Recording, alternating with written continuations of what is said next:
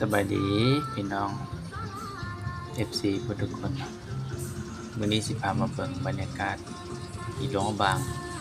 แคมแม่น้ำคลองเนาะหรือแม่น้ำโขงเนาะมาเบิ่งเรือวันนี้อากาศดีหลายมาเบิ่งเรือขี่เรือล่องเรือฟังเพลงม่วนๆ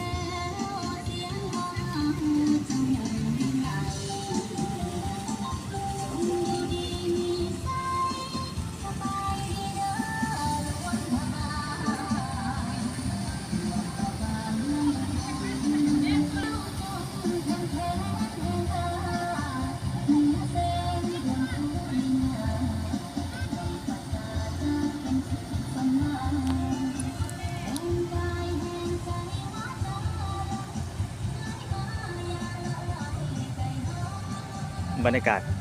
แคมป์น้ำคลองหลวงพระบาง